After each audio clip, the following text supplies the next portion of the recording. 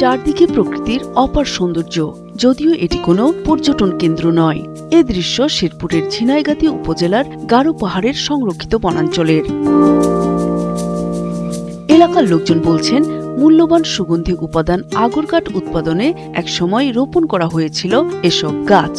আসলে আমরা গারো পাহাড়ের মানুষ, আমরা এখানে মাঝে মাঝে আসি। আমাদের এই আগর বাগানটা হচ্ছে একটা সুন্দর জায়গা। আসলে এটা একটা জাপানের ইয়ের মতো বোঝা যায়, বাইরের দেশের মতো লাগে।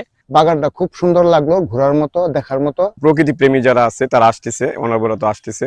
প্রকৃতির এই সৌন্দর্য দেখতে এসে অনেকেই মানছেন না বন বিভাগের বিধিনিষেধ। কেউ মোটরসাইকেল নিয়ে চলছেন পাহাড়ি পথ ধরে, আবার কেউ উচ্চ শব্দে গান বাজিয়ে শব্দ দূষণ করছেন। যেহেতু আমাদের একটা পাহাড়ি অঞ্চল শেরপুর, এখানে যে ধরনের গাছগাছালি থাকে সব থেকে একটু বিচিত্র ধরনের।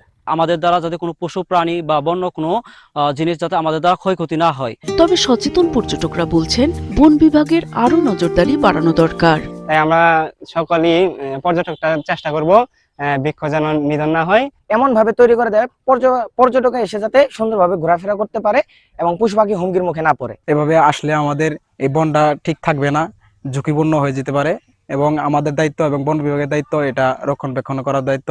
পরিবেশবাদী সংগঠনের নির্বাহী পরিচালক মুগনিউর রহমান জানান, পর্যটকদের ফেলে যাওয়া প্লাস্টিক, খাবারের প্যাকেট এবং ময়লা আবর্জনায় দূষিত হচ্ছে বনাঞ্চল, বিঘ্নিত হচ্ছে বন্যপ্রাণীর স্বাভাবিক বিচরণ ও প্রজনন।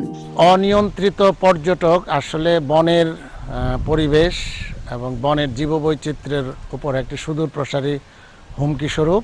তো এই জন্য বন বিভাগ সহ সংশ্লিষ্ট কর্তৃপক্ষকে অবশ্যই বিশেষ নজরদারি রাখতে হবে। দ্রুত সংরক্ষিত এই বনাঞ্চলে অনিয়ন্ত্রিত প্রবেশ বন্ধ এবং পরিবেশ রক্ষায় দরকারি ব্যবস্থা নেওয়া হচ্ছে। এখানে যে বন্যপ্রাণী আবাসস্থল আছে, বন্যপ্রাণীর ক্ষতি সাধিত হচ্ছে। আর বন কর্মকর্তারা জানান, তাওয়াকুচা ও গজনিবিট মিলিয়ে প্রায় 90 হেক্টর জমিতে রয়েছে এই আগর বাগান। নূর তাজমিন নীর, ৭১।